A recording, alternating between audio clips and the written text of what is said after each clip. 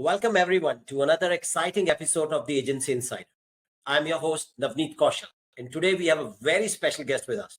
He is a true success story in SEO world, a seasoned digital marketing expert with over 2 decades of experience and a regular speaker in international conferences.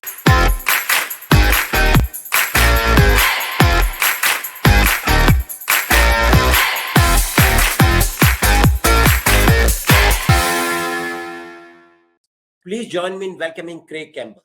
Craig, it's an absolute pleasure to have you on the show. Thank you, Navneet. It's a pleasure to be here. Yeah. Craig, we have known each other for years, and I have always been impressed by your expertise in both SEO and affiliate marketing, plus not to forget your no bullshit talks. So,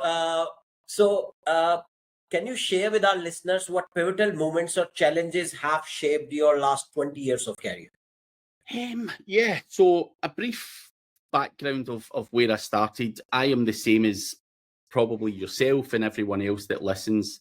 I started out blagging or pretending I knew what I was doing, if you like.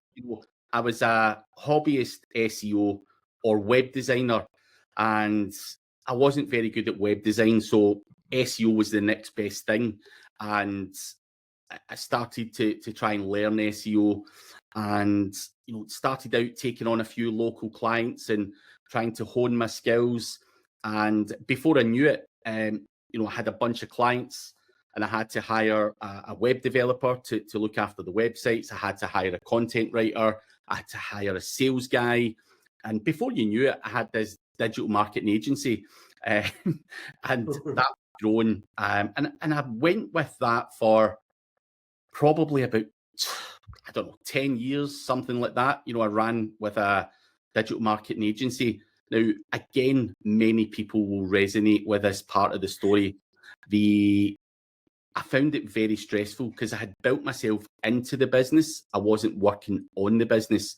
So I had people round about me, but I was the SEO guy in the middle of it all.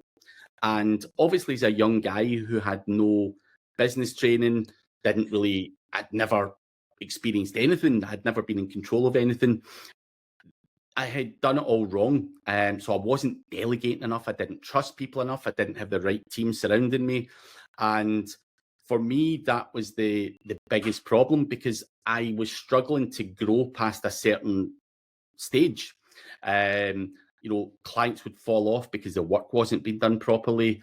And that's down to my processes or the right staff or the right training not being in place. So I found the agency model very, very stressful. And for me, that brought up, is there an easier way to make money online?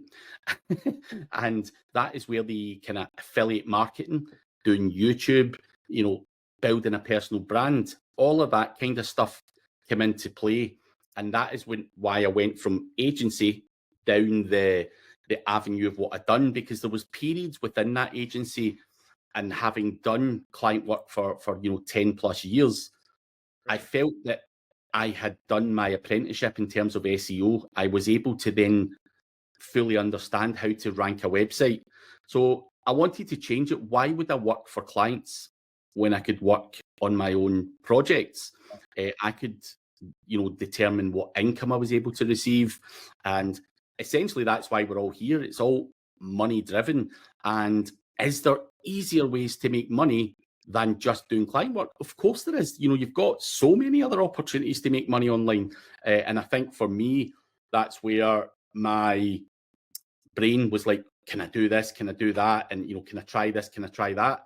And it's took me to where I am today. So I've done the agency model. It wasn't for me personally, and I learned a lot from it. But when also to be fair to myself, when I was doing the agency thing, VAs weren't as big a thing as they are now. And, delegation wasn't as big as it is now, and processes, SOPs, all of the stuff that you've probably got within, your corporation. I didn't have any of that, and I didn't know about any of it. And, I think now everyone talks about it. You know, people talk more in depth about problems or situations or just even how they function as a business. And I didn't have that when I was doing the agency, and that was the biggest problem I had. I didn't have any local friends. I didn't network with anyone, and my knowledge was obviously there in terms of being a businessman. And I think overall, I've had to not just be this SEO guy. I love SEO and everything else, but I had to then become a businessman. I had to not basically utilize my skills. I had to get people surrounding me to do, whether that be video editing, whether it be, you know, link building, whatever. I think, you know, I had to narrow all of that kind of down and get people to do it whilst I'm not there. That's the only way I would get scalability and growth. So you have to think more like a businessman rather than an SEO. That's where I really struggled and had a lot of problems with growth. So that's the long story in a condensed version. So up till which year have you done your agency business? I mean, Agency, when you moved to affiliate marketing. So I moved to affiliate marketing round about 2015. Is when I started to build my own personal brand and do affiliate marketing. And the inspiration for that was a guy called Matthew Woodward.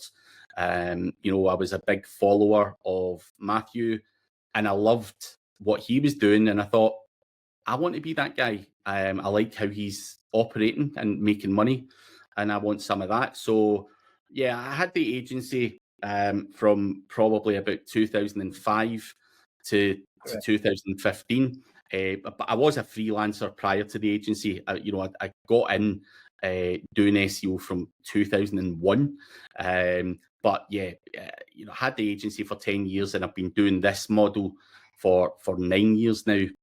So it's 2014, and I'm you know, still loving affiliate. And I mean, I'm not enjoying all the Google updates and all the other crap that comes with it. Nobody is.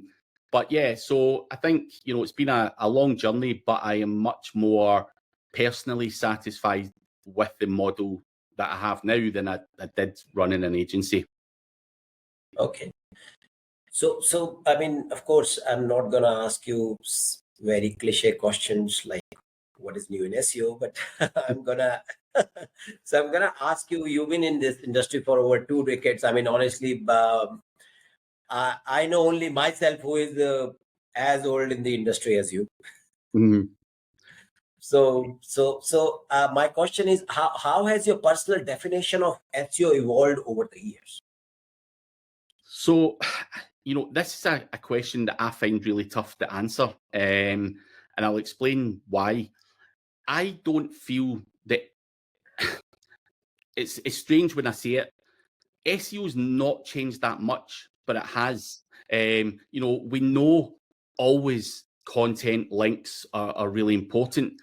Now, it has evolved. The type of link building that we done 20 years ago is not the type of link building that we do now. You know, the level of competition we have, the sophistication of Google understanding. You know, we used to do social bookmarking and all the other crap back in the day, and that worked. You know, that was link building. You don't do social bookmarking now. You have to get good quality, relevant links from links that have traffic, and you know, so the goalposts have moved slightly. So the concept of SEO, of course, has changed slightly as well. You know, you've got, again, you know yourself, we used to be able to throw up a page of content and, you know, stuff it with keywords and boom, the thing ranked. Whereas now you've got to go through Surfer or something else to, you know, get the entities in. So Google has become a lot cleverer in terms of what it's looking for and how it identifies stuff. So we have had to move the goalposts or the structure or the strategy, but links and content are still two of the biggest things out there. Now, on top of that, we also know that traffic, engagement signals, trust signals, you've got EAT and all that stuff. These are all add-ons that Google have added to their algorithm along the way. Right. But as far as I'm concerned, things like EAT, EEAT, as they now call it, for example, it's links. It's getting links on authority, trustworthy websites. You know, if I want to be trusted by Google, I need to be on, I don't know, Amazon. I need to be on the news and all this kind of stuff. So it's still a form of link building. So for me, it's very, very hard for anyone to argue that SEO is that much different, although the quality or the barrier to entry, and you understand this more than anyone, Navneet, when we done SEO back in the day, you had a keyword-rich domain name. You could slap up a one-page website and almost guarantee yourself page one, position one. We can't do that anymore. You know, Google doesn't weigh an exact match domain name the same. It doesn't weigh that content the same way it used to. It's looking for other things. So whilst it's changed, it's not, and that is a very difficult thing to try and put across to people, because it's all these little nuances that are in there now that are the things that people miss out on. You know, it's not that SEO is fundamentally that much different, but my process is a lot deeper. It's a lot more rigid. Right. Even, you know, that one-page website that I used to throw up, it can't be a one. You've got to build that topical cluster. You've got to put out more content. You've got to do internal links. You've got to get links to it. You know, all of this stuff. So it's a bigger job than it was. And that obviously comes down to the level of competition that we now have as well, because everyone is an SEO now. Every corner you turn, someone's claiming to know SEO, but do they know really what they're doing is the big question. And so, yeah, I think it's changed a lot, but a lot hasn't changed, if that makes any sense. I don't know how else to describe that. It makes sense. I mean, the only way I see it, it has become more challenging, yes, but interesting as well. It's not the entry barriers are high now. Nobody just can enter and just overnight take over your site, of course, except Google, but that's how it is. Yeah, I agree on that. So, but also we've got AI now as well. So a lot of the newbies are coming in and they're just slapping AI content on their website and then come and going, why does this website not rank? And you're like, do you not understand? Yeah. So my next question is something related to that only. I mean, there are often misconceptions about SEO among businesses. What are some of the common ones you have encountered, and how do you address them? Of course, I know you are not in a client business, but you get to speak at a lot of places. So what are some of these common ones you encounter?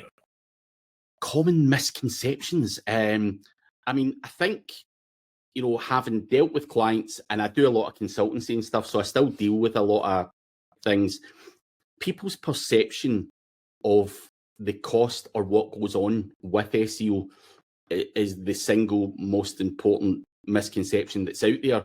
You know, I think a lot of people think it's a case of slapping up a page of content and all of a sudden everything works. You know, and again, I have always been the type of guy who's quite transparent. I'm not going to tell anyone everything that I'm doing. Why would I? But, you know, I've been fairly transparent in terms of what's required and the money that's required in order to make that happen. So we do have costs for writing. I'm not going to sit and write anyone's content. We do have costs for links. You know, whether you do digital PR, whether you do what you do, there's still a fucking cost no matter what way you look at it. Potentially, you know, doing click-through rate manipulation or anything else, there's a cost for sending traffic to a website, whether that be through Facebook ads or whatever it may be. You've still got the cost of the tools to audit a website and do the technical changes. And of course, we've got other costs, you know, for Suffer or however you determine your on-page SEO is good. So I think the cost against what some people are charging is a big problem that I see all of the time. You know, I've got people who come to me for advice and they'll be like, yeah, Craig, I'm charging this guy $200 a month to rank for, I don't know, plumber in New York. And you're like how? Like, what the fuck can you, what can you do for £200? And you're like, you couldn't really buy that many articles. You can barely buy a link for that. And, you know, can you afford to use Surfer or you know, the kind of things that we need? So I think, you know, a big thing is out there for most SEOs, we have costs for everything, including just the analysis tools, you know, your SEMrush whatever it may be. And I think customers don't realize that. They think they're paying you X amount of money and that guarantees them your full-time commitment. And you're like, your retainer barely pays the software costs, let alone anything else. So, I think many SEOs are underselling it to clients or miseducating clients that are, we all moan Ahrefs is expensive, this is expensive. So there's a lot of associated costs with SEO, and it's not down to just your time. Right. Everything. And I think clients don't understand that. And even newbies to the industry don't care about that. They're just like, yeah, I can do your SEO for $200 a month. And the minute I hear that, I'm just like, you can't. You just physically, you can say anything you like. You could be the best technical guy in the world or whatever, but you can't deliver for £200 unless you're working for free, and you're prepared to pay for all the software. That who's going to do that? So, I think that's a big problem that I see a lot of the time. It's just misinformation, undercharging, misleading people into giving you money and not delivering the goods. And we all know how much a citation costs, how much a link costs. We know how much all of these things cost. So that's where we look at it and go, you can't be doing that shit. So I think that's a big thing, and it really still happens to this day. I do a lot of consultancy as well, where someone's like, yeah, my SEO guy, he's claiming to do this, and why is it not ranking? You're like, how much are you paying them? And they're like, yeah, $200, $300. And you're like, what do you expect for that realistically? So I think there's a big disconnect there. And I think a lot of business owners out there really need to understand, like, if you want to turn over $1 million a year, just a random figure, realistically, you should be spending 10% of that million on your marketing if you want to achieve that, if not more. So what are you actually spending on your marketing? I'm not talking about just SEO. I'm talking about overall marketing. You should be spending 100 grand on that, whether 20 of that's on Facebook, 20 of it's in SEO, 20 of it's in something else, or pay-per-click or whatever. That is realistically how you get to go to $1 million. You can't go and spend 100 grand and make 5 million. The chances of that, unless you're in a very niche market, are slim. So you have to cough up more for your marketing. And again, I think from a customer perspective, a lot of people think what we do in terms of marketing is peanuts, and you're just not going to get the success. It's just unrealistic. If I felt I could pay a guy £200 a month and put him on one of my projects and it's going to return me 10 grand a month or whatever, I'll give them the £200 all day long. Send them to me, and I'll hire them for my own projects, if that was how it works. So that's a big problem. I think the problem main came around because people thought organic traffic is free. So anything which is free should be cheap, and that's where the thought process comes in. I mean, honestly, I've seen people paying more in Google Ads, spending more, 10 times in Google Ads, but not in an SEO because of this mindset. So that is right. I think you've got to diversify your traffic sources. That's the bottom line. I'm not saying it's safe to throw everything into SEO either. I think if you've got 100 grand, split that so that you're getting traffic from other places, and then the question is, how do I get more of this? How do I get more of that? How do I get more of that? And your budget increases. So that's how it should be. So let's say if you have 100 grand to spend now, how would you distribute them, keeping in mind today's today's scenario, and you have a website which is brand new, and let's say even if it's in an affiliate space, how would you spend those 100 grand in a year? How would you allocate the budgets? This is not a one answer fits all. So I think it really comes down to the competition and what they're doing. Where are their traffic coming from? Is it on social paid ads? Is it from other affiliates? Certainly one of the businesses that I've got, I understood that organic traffic was important. I leveraged other affiliates to get that traffic. So I gave up a percentage of money to get them doing my SEO, which is a smart move. So, there are different ways, but, if my competition, I'm looking at it, I've got an affiliate program and they've got 100 affiliates signed up, which is all driving traffic. And if they're doing a bit of SEO and they're doing a bit of Google AdWords and they're doing a bit of social media stuff, I would split my budget up based on what the competition are doing and the areas that I feel are weakest. Now, it's always going to include an element of SEO. Of course it is. I'm an SEO guy and I love SEO and love organic traffic. It converts better, blah, blah, blah, blah, blah. So the where I would spend it would really depend. Now, would I be against going heavy on paid ads at the start to get the engagement, the traffic, the trust, all of that working? Absolutely not. I think the long-term strategy would be to reduce the paid ads and get more organic. But I think it depends. You've got to be realistic. So if I'm up against a really competitive market, am I going to spend that whole 100 grand on trying to do SEO, and I might not get past the 3, 4, 5, 6 month stage of being viable as a business? So again, you need cash flow to make that business grow. So where is the quickest cash flow? Forget about my SEO enthusiasm for a minute. How can I spend X and get Y back? It's all about return on investment. So can I invest first in Facebook? Can I spend $1,000 on that and get $5,000 back? That is what I want to try. So I would set up my campaigns very tight and very broad across a number of different traffic sources. And then what actually works well for that niche, I would double down. So if I can get a £1,000 spend and I get £5,000 back on Facebook, I'm going to then say I want to spend 2, 3, 4. How hard can I push Facebook? And then move on to the next one. So, but that's going to be very, very different for every niche. But again, just to re-answer that for just SEO, if you said, Craig, it's only SEO you're doing, I think, at the start of any new project, people will say build links first, build content first, whatever.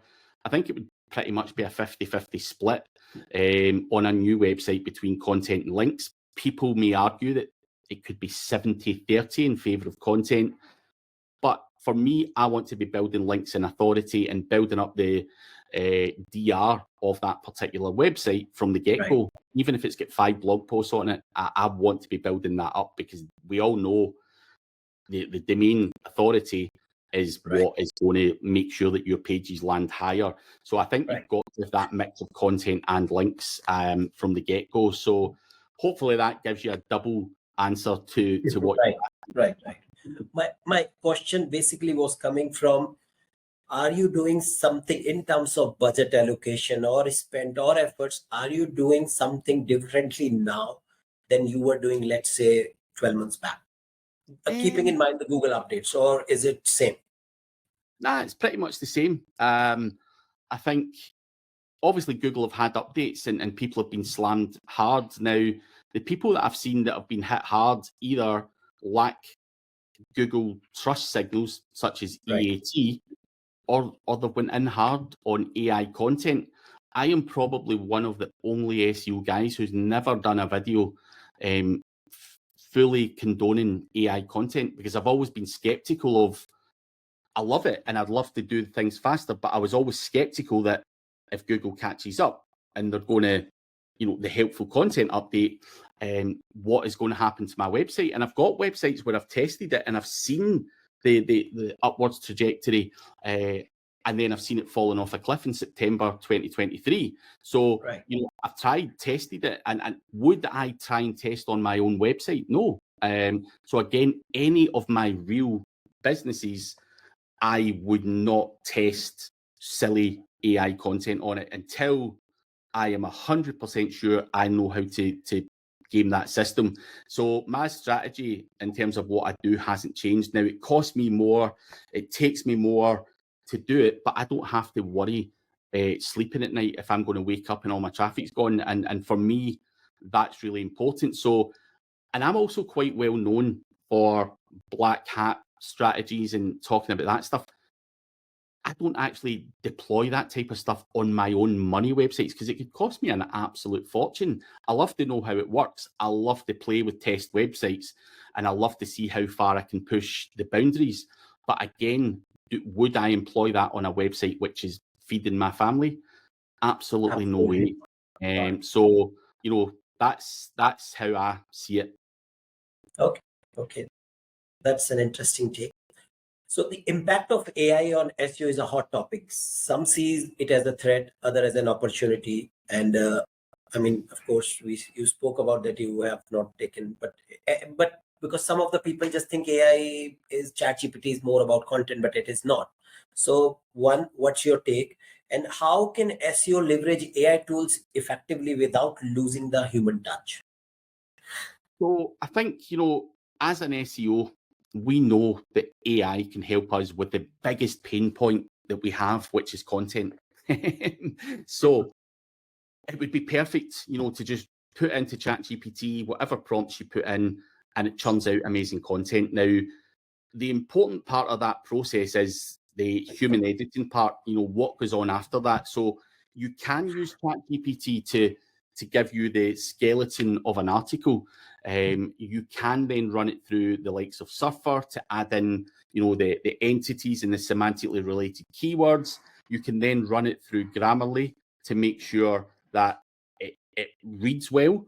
And then a human editor can go in and tweak it so that it's actually got the call to action that gives the accurate information that you want it to give. And I think a combination of that process can work well for you, but too many people are lazy and they want the quick fix.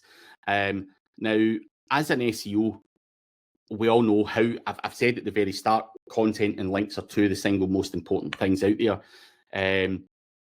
People skip the process when it comes to content, and that is where they go wrong, and get hit with helpful content updates. Now, does AI help with other things in business? Can you automate a lot of stuff? Can you build scripts to do, all these crappy tasks? Of course you can. I think AI is amazing for everything. I can do my tweets based on AI. I can just get it to give me ideas. So there's so many other things as a business owner that I can utilize AI for, but I can't use it for content. End of story. It has to go through the human editing process, and it has to go through, Surfer, Grammarly, and all that stuff as well. So that's kind of what the process looks like. And I just feel that too many people are trying to bypass those steps for speed reasons. And again, realistically, if I thought I could go to a tool and, put out 100 blog posts a day, and that was actually going to get crawled and indexed and stay on Google, I would do it. Absolutely. I'd love to fucking do it, but it doesn't work. And I've got case studies to show that it doesn't fucking work. And, until someone can convince me otherwise, and I've physically done this myself, I know it doesn't work. I can categorically tell you it's not. I think it doesn't. It just doesn't. So that is my take on how it works from an SEO perspective. I just think you still have to do the human editing, but AI for everything else. Can you use it for social media? Can you use it for this, that, and the next thing? Can I use it to transcribe my YouTube video into a blog post and then go through that human editing process? Yes, there's so many things that I can utilize AI for, and absolutely love it for. So yeah, it's a great thing. So I don't want to be seen as bashing AI and, stuff like that. I just think purely from a content perspective and crawling and understanding crawling and indexing and how important that is. Right. It just doesn't work just yet. Okay. So, you spoke about, of course, two important part. From day one has been link, I would say, and content later on for SEO. Now, given the current emphasis on high quality content, how do you approach content creation and optimization to ensure it aligns with both user intent and SEO best practices? So I think, you've got to do more research. You have to understand. So even SEMrush will give you an idea of the intent of a particular keyword. But again, you can look at the competition, who's winning, what is there, what are these guys doing? But I think when it comes to content, people try and overthink all of this too much. sometimes I feel that you've got to throw stuff out there and see if it works. Now, every website out there, 80% of your traffic comes from 20% of your pages, which effectively means that 80% of your content is shit and can be re-optimized or tweaked or merged together. So I think as part of the process and understanding whether Google like it or not, or whether Google perceive your content to be valuable for the intent of the user, and what I think's valuable for the intent of the user, are two very different things. And that's where you need to throw stuff there, see how it works, and then adapt. So I would throw content out there and I'll look at it, and Google might just not like it for one reason or another. Now, I can go in and change some titles, even changing the URL, and Google will like it. But sometimes Google just doesn't like it, and maybe I have to merge two articles together to make one big article based on something. So I think too many people are focused on how much content can they put out, whereas what we would do is we'd put out content where we thought that, based on keyword research and everything else, we would throw that out. Now, the stuff that doesn't stick or doesn't perform well, what can we do to change it? Do we need to go in and change the whole content? Do we need to go in and add more subheaders? Do we need to go in and change the intent and the sales narrative potentially on that page? And everyone always has their content writer going, yeah, they add 50 articles a month. I don't care, as long as the content grows and evolves.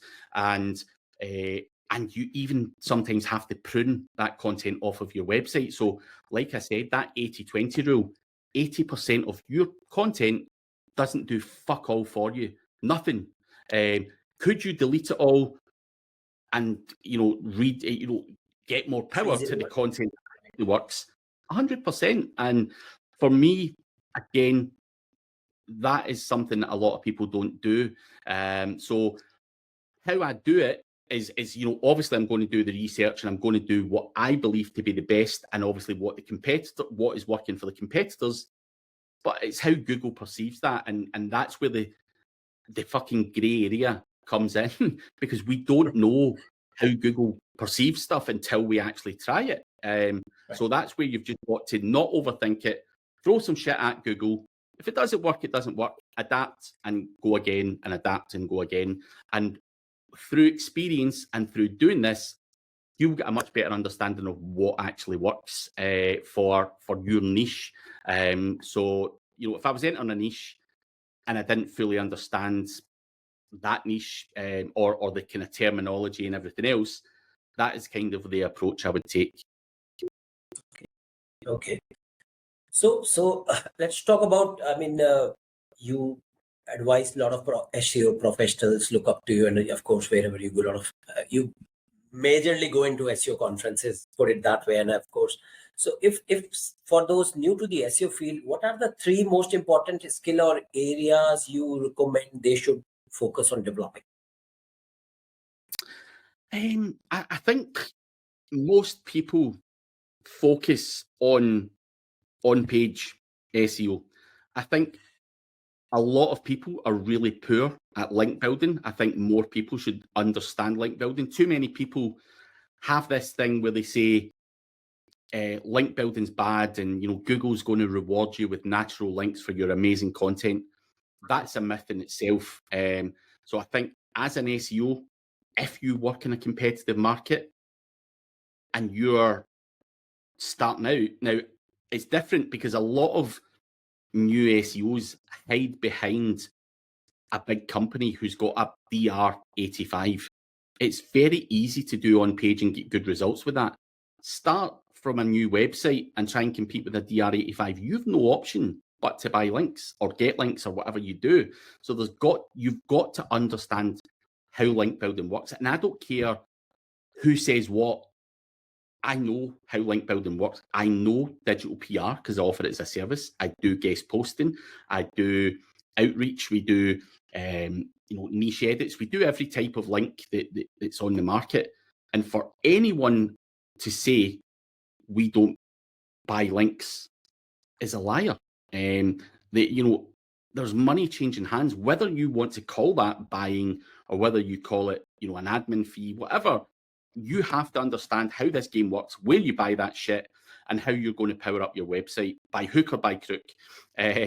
So I think that's an area that a lot of people should focus on, because most people I see are really poor at it. I think other areas of focus is understanding the joining the dots from a Google perspective when it comes to trust signals, you know, EAT, trying to trigger your knowledge panel. You know, again, I look at people's, they don't have an About Me page. They then don't join the dots. And when I say join the dots, I mean, you've got an About Me page, and my About Me page will link to my Amazon, my Crunchbase, my LinkedIn, all my social media profiles. You've got to show Google that this Craig Campbell that's on this About Me page is the same one. It's got Twitter, Facebook, whatever. You have to basically feed Google your shit, essentially. They're not going to go away and find it for you. That just doesn't. Yeah, so that is an area that's an absolute fucking disaster. When I look at someone's website, I'm like, no wonder you don't rank. You know, what are you doing, man? So I think, you know, those brand signals and stuff like that are areas of expertise. And I think another thing that I would try and encourage people to do is don't, you know, a lot of people are scared to put their face to a business. You know, build you into the business, your brand, you know, make sure people know who you are. I think, you know, that for me, a lot of people out there don't understand the personal brand. They don't understand the benefits of it. And I fully understand that not everyone wants their face to be seen. But I think realistically, if you want to sell more, if you want to get people to buy into you, now this SEO space, I could deal with you. I could deal with someone in America. It's worldwide, but you're never likely to do business with me unless you've met me or see me or hear me. And I think so many people don't understand that. Like, we've obviously met at conferences over the years. I think the first one was the SEMrush one in India. Would that be right? Yeah. So Bangalore. I had to go to Bangalore, and you know, I obviously I was speaking there for on behalf of SEMrush, but obviously I got to meet people like yourself, and I met a few other guys who I think I met in well, there's a lot of guys. I think there was about 2,000 people there. But you network. We obviously had a conversation in that little VIP room. Then I've obviously seen you at other events, and you are potentially more likely to do business with me or trust me or even be open to doing consultancy with me based on what you've seen and heard. Now, if you're sat behind a website and no one can see your shit, no one knows whether you're good or bad. And that is from a customer perspective as well. If they go and do research on you, can they see you? Can they hear your vocabulary? Can you tell that this person knows what they're doing? And I think that is another area where people get lost and get scared. They don't want to do it. Obviously, someone like yourself, you're trying to do the podcast thing. You're trying to put yourself out there. And I'm pretty sure, you know, if we were off air and I said to you, Navneet, are you actually comfortable doing a podcast? You're going to say, I would rather not if push came to shove, but I need to market my own brand. You know, I don't particularly want to do it. I don't love it. I can do it. And if that's what I have to do to build trust and authority and everything else, then that's what I have to do. And I think that's the kind of mindset that people have to have. You have to step out your comfort zone to do things and try shit. And you might say, you know what, after 20 podcasts, I'm fed up with that shit. But at least people have seen your face, you've spoken to people, you can refer people to it. And you might never become the best podcaster, but people will see at least you tried, and there's a human being there that clearly knows what he's talking about. And that is what SEO should learn to do more, is try and do more of that, because the most common question I get asked, Navneet, is how do I get sales? How do I get leads? How do I make money? And you're like, how are you getting leads just now? And people are hiding behind websites and not even get a photograph of themselves on it. So I think that also ties in with the whole authority thing. So that's a couple of things that I think I would encourage people to try and double down on and learn more about, or try it, or whatever. Right. For the records, though I'm late to the party, but I love podcasts. I'm loving all this, what I'm doing, talking to you all, you guys. You know, the best part is I get to ask questions, whatever I want.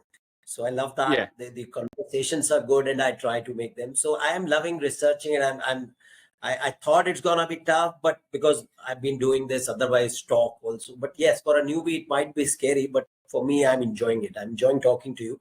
I've always enjoyed before also, but I love the podcast. But yes, you are right. People have to put themselves in front, so that as a face of the brand as well. Yeah. Because people at the end of the day, it says as human to human. Yeah. That's what exactly. Right. So now, how do you stay ahead of the curve? I mean, what resources or habits do you recommend to others? I mean, of course, you've been in this industry for so long. So again, it revolves around other people and networking and having friends in the industry. So how do you stay ahead of the curve? I still travel to events. I still hear people talk about areas that I'm weak on.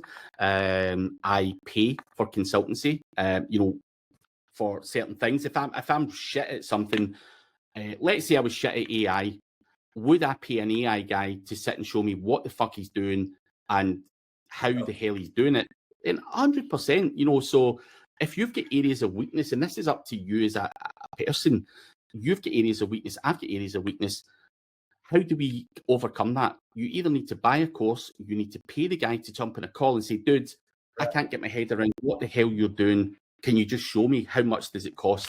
But on top of that, when you network, when you travel, you hear what other people are doing, and you steal a little bit from a guy here and go, fuck, that's a really good thing that he said there. I need to implement that, or that's a really good software there. I want to check that out and see how I can add it to what I do. And again, looking at, I've got my own mastermind where I've got 100 other SEOs and business owners and agency owners and affiliate guys. And we all go in there and we talk about different topics, 2 or 3 times a week. So I think, doing masterminds, actually testing shit out is also important. Again, if I'm just looking at my favorites bar on here, and I've got like Perplexity on there, I've got video AI, I've got all sorts on there that I'm just playing with. So I think testing stuff and always trying to be ahead of the curve is what we all do. And again, I've got friends, I've got WhatsApp chats where they'll jump in the chat and they'll be like, oh fuck, have you seen this? And I think surrounding yourself with the right type of SEOs is really important. And how do you make those friends? How do you get into those masterminds? Which one's the best one to go into? All of these are questions that I get asked all the time. I have traveled the world for the last 9 years, making these contacts, making these friends, and that has cost a considerable amount of money, but it's an investment in me, is the way that I see it. And I've learned, from all, there's people out there that have showed me things that they don't know that they've showed me things. It could be the smallest fucking thing that someone said, and I've been like, oh shit, I've got that problem as well. And then they tell you how they resolved it, and you're like, fuck, that's a lifesaver. So we can't know everything about everything. So that's where I think networking, traveling. I've got a group of local friends in Glasgow who are all SEOs. We see each other once, twice a week, and we talk about problems we've got. And have you seen this before? Have you seen that before? And again, you're helping each other overcome certain situations or whatever. And that's just it. I think it's there's no one place where I can say, go and buy this guy's course, and you're going to be super on point. I might buy a course and I might grab 1 or 2 nuggets from it, but is that worth the $300, $400, $500 or whatever I paid for it? Then I think you have to invest in yourself, and so many people don't do that. And again, I've got some very, very, very experienced SEOs who will jump on a call with me. They'll just pay for an hourly consultancy rate. And sometimes it's not even what I tell them. It's just they want a second opinion. They need to hear someone else say, yeah, I agree with you. That's the problem. Go away and fix it now. And is that worth a couple of $100 to someone? Of course it is. Sometimes you just need reassurance, because this can be a lonely game if you're isolated from other people. Like I could literally pick up the phone to most of the renowned SEOs in the world and ask them a question, no problem, or WhatsApp them. And obviously that has taken me a lot of time to learn. But again, you need to get out, you need to schmooze, and stuff like that. Like when we met, we've obviously connected in Facebook and stuff like that. You don't need to talk all day every day to these people, but at least we've connected. Do you remember me? Fucking hi, and whatever. You don't have to be all out there talking to everyone every day or anything like that. But again, you're like, for me, with you, for example, you came to the SEMrush event, you took time out, can I talk to you? And I'm like, yeah, I respect that guy. He's obviously looking to learn and better himself, or looking to get an idea from me, or whatever the conversation was. And again, I look at people and I go, I won't ignore that guy. I've connected with him. I see that he's came to the conference and he has actually approached me in a way that is perfectly reasonable.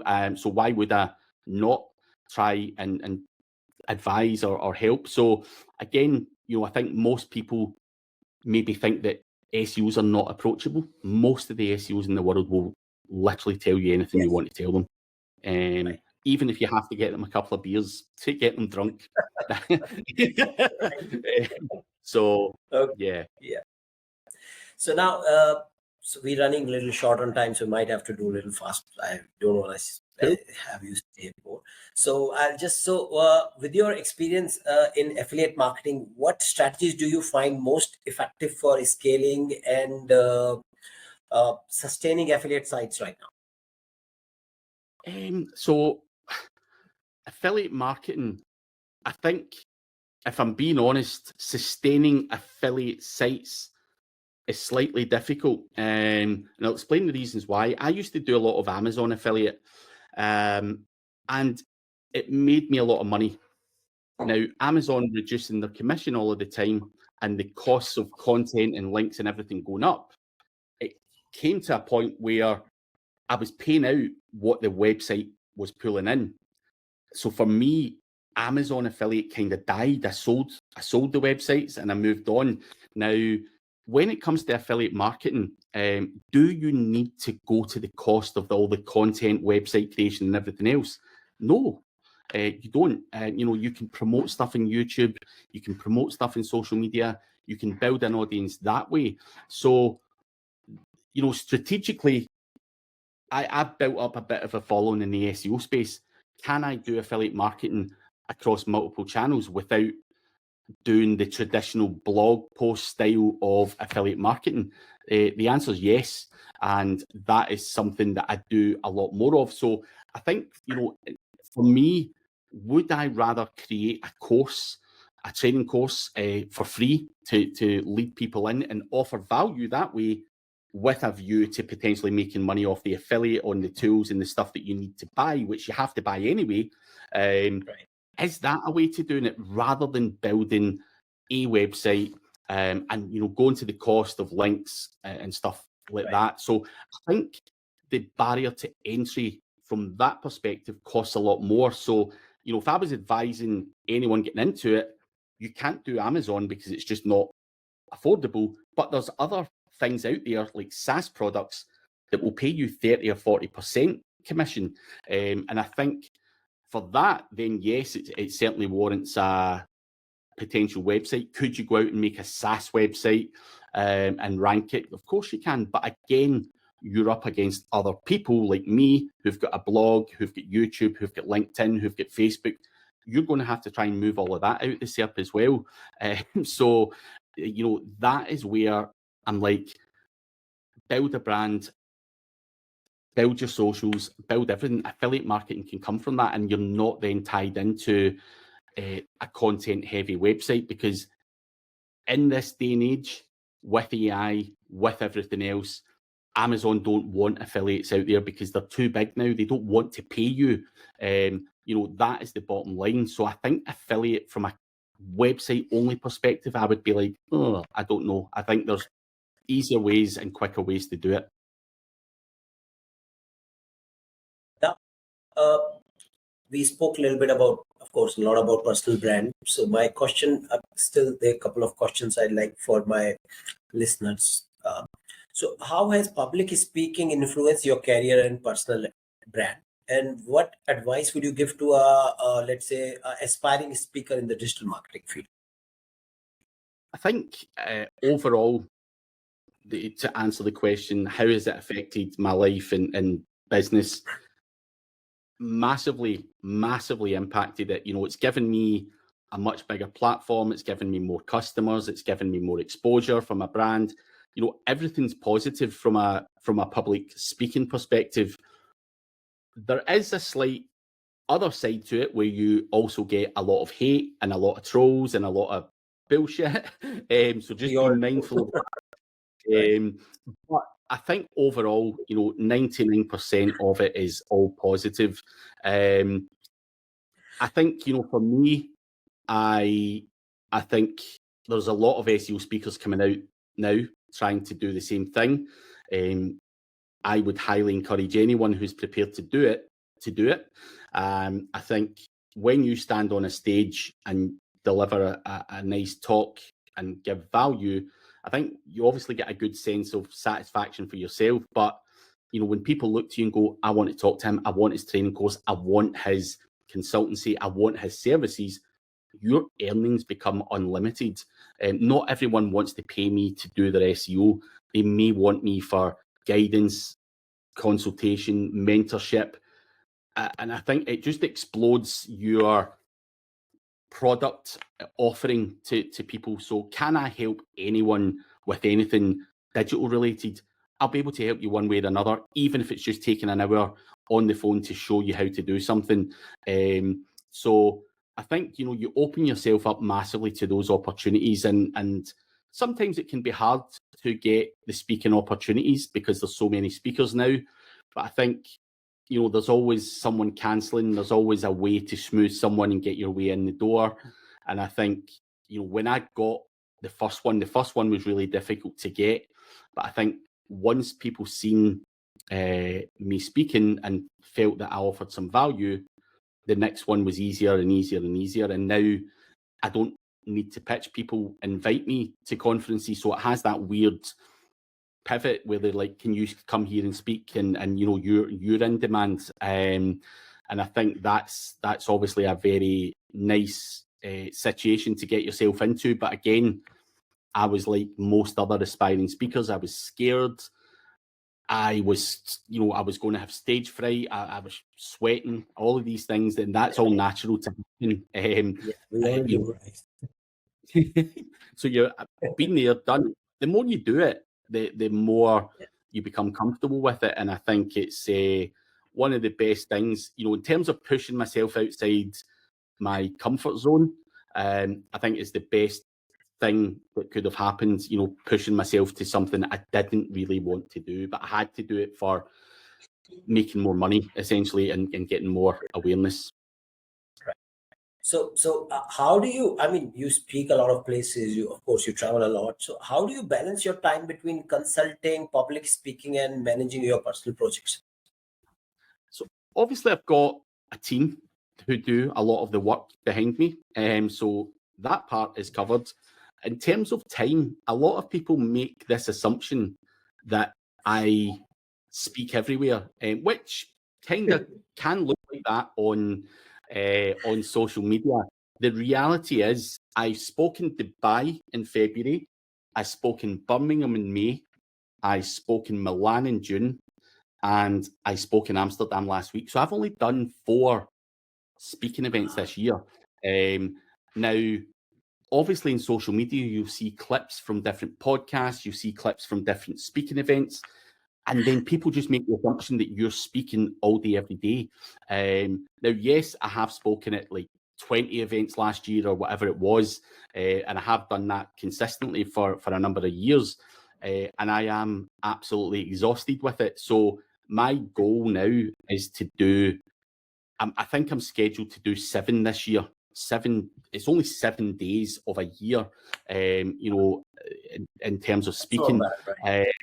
So I'm only scheduled to do 7, and I only ever really want to do 5 or 7 a year going forward. I've done what I had to do initially to build my name out there, but I think for me it is important that I am home looking after my business and seeing my family and all of that kind of stuff. So trying to get that balance is something I didn't have while I was trying to build the brand.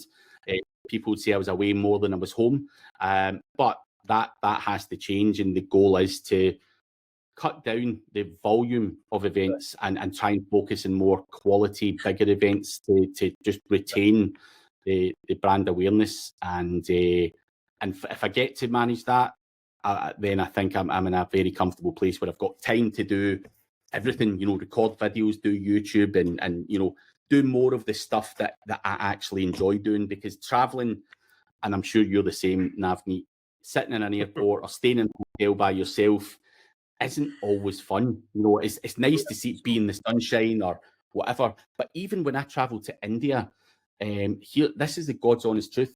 I left the UK on a Tuesday, and it took me about 20 hours to get to India. I had to go from the UK to Dubai, then there was a changeover, then Dubai to Bangalore. I was on the ground in Bangalore for 17 hours. I wasn't even there for a full day, and then back home. Now, tell me what part of that's fun. It's not. It was lovely meeting the people, lovely speaking, but I had friends saying, come out for dinner with me, come and do this, come and do that. Can I meet you the day before? I wasn't there to do these things. And even friends here said to me, what was India like? And I'm like, I went and I got picked up at the airport and taken to the hotel where the event was at. I really didn't see India, which I'd regret, and I'd love to come back. But just by the way the flights worked, and obviously SEMrush organised those flights, it wasn't me that was organising them to suit my schedule. They basically had a management company organising the flights and everything. They basically said, you're flying from here to there, that's your flight. So, travelling to India to talk for half an hour or whatever I was given to talk and shake hands with a few guys and leave, that's not great. It's not great fun. So not all of this traveling thing is actually that enjoyable. It's great meeting the people though, but I just really like that. But yeah. But the travel, the whole process is not right. So right. So you talked about Matthew, who you look when you were starting your agency, and someone who you look to it. But who have been your mentor in the SEO industry, and how have they influenced your career? I wouldn't say there's one specific person that would be that. I think there's a combination of people. I've got a lot of friends in the industry, James Dooley being one of them. And, he's a guy similar in age to me. He's been doing SEO a long time. Do we help each other? Have I been in his office helping him? Has he been in my office helping me? Has he, have I been able to phone him and ask for, I'm in a shitty situation. How do I get out of this? What do you think of this? What do you think of that? He's one of a number of people. I think trying to base it on any one person would be hugely unfair. And like I say, I've got a good network of friends. In the UK, we probably have maybe 15 to 20 of us in a group chat where we all talk and help each other. That's just the UK. Obviously, we've got other group chats where you've got your Charles Floats and various other established, well-known SEOs. You've got Ryan Stewart in there. There's Kyle Roof, various other guys. And have I been able to learn from a lot of those guys and been able to reach out to them and talk to them and have beers with them and everything else? The answer is yes. So I think selfishly, when we meet these people or when you have their contact details or whatever, if I don't know something that I know Kyle Roof, for example, is really good at, can I approach him and you message him or whatever? Of course I can. And you know, I'd like to think I've maybe helped some of these guys back as well. So I haven't had one particular guy. I've had a lot of the kind of well-known names. You know, I've done masterminds with Diggity and you know, all of these kind of guys as well. Matthew Woodward. There's just too many to mention, but all of the kind of top names you would expect all do go and get involved and participate in these masterminds, and we help each other come out of it. And it's what you take from it, because I'm looking at these guys going, I'm really shit at this. So Diggity, come here. You're really good at that. Tell me more about this. Tell me more about that. So you need to be selfish and pull out of that. And that person might not realise you're pulling out of them. They might just be generally talking to you and you're like, oh, this is really good shit, writing it all down. So I've been fortunate enough to surround myself with the kind of top dogs in the industry. And I think that's what you've got to aim for. And, you know, when did I last see you? Were you in Dubai? What was the last event I met you at? I met you in Chiang Mai last. Oh, Chiang Mai, right? So why would you go to Chiang Mai, right? You know, as you know, I'm talking about a generalist SEO. You've went to Chiang Mai because you've seen a list of A-level players that are going to be there, and you want to go and you want to talk, you want to listen to these guys, you know, and obviously that is what we all have to do, you know, and even, you know, I was speaking at Chiang Mai, but did I speak to people? Did I learn anything? Of course I did. You know, why? I'm not just there to talk shit on a stage. I'm, you know, if I need to talk to a guy about, I don't know, finding VAs or whatever it might be, then I'm going to hijack that person and learn what the hell I need to know. So again, you, Navneet, have invested in yourself to be able to do that. And that is what you have, that, you know, when I go back to saying invest in yourself, you've taken the time to fly to a country and do that and be surrounded by those guys. Right. So, so you've done the exact same thing. So, can you recommend any books or resources that have significantly influenced you in terms of your SEO, digital, or entrepreneurship? I'm going to be totally honest. I am not a book guy. I, of course, have listened to a lot of podcasts and stuff like that, based on business and entrepreneurship and everything else. And, you know, one guy, if you want a recommendation, is Dan Pena, an American guy who is a trillionaire who stays in Scotland, who talks a lot about business rather than SEO specifically. And I think just his mindset, his approach to things, he's a crazy guy as well, by the way, very crazy. But I think, you know, when I'm listening to guys like that, some of what he says makes perfect sense and stuff like that. So I do listen to a lot of different business people, and it's more podcast though than reading a book. I hate reading books. So okay. Okay, just final few questions. I'll just take 5 more minutes. Yeah, no worries. Yeah. So which emerging digital platform or technologies do you think have potential to revolutionize digital marketing in future? I'm sure you would say search GPT, but maybe others. You know, I would love search GTP to come out and challenge Google. You know, I think Google needs competition. They basically got the whole pie and they can do what they like, which I think's dangerous. You know, what else could come out and revolutionize things? It's a very, very hard thing to try and come up with. You know, I think, you know, all I would fast is very hard too, right? Yeah, it's just, I think what I do feel happens sometimes is Google is clearly old and struggled to deal with newer technology and to figure things out.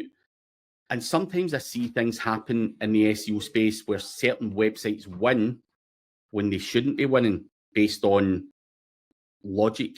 And I'd love for something to be done about that, where it's just a bit more rigid, and whether that be a new search engine or Google updates their servers or whatever the hell the problem is as to why they can't keep up with technology. My understanding of it is Google was built and no one knew how big this was going to get.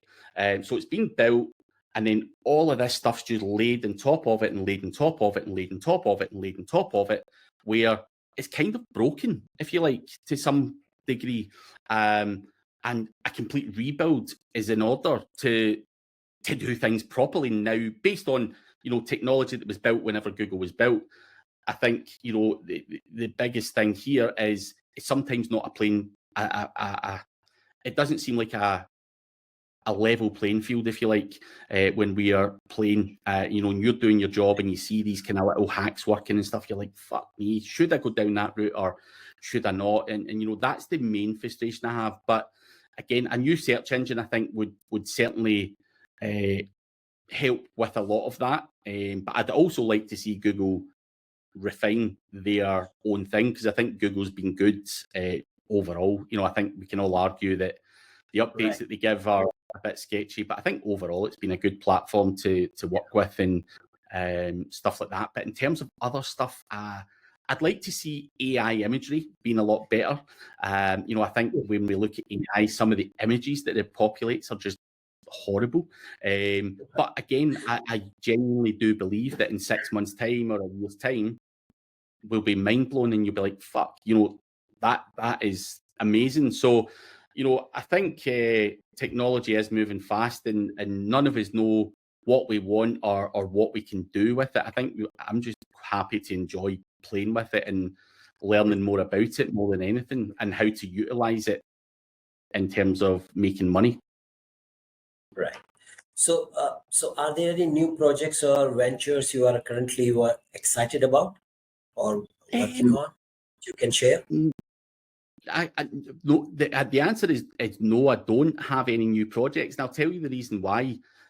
For the last few years, I have taken on too many projects, and what happened as a result is none of the projects actually were that successful, because I was spreading myself too thin. So at the turn of this year, I decided to shut down 5 of those projects and not get involved. I was planning to launch a marketplace to buy and sell websites at the beginners level.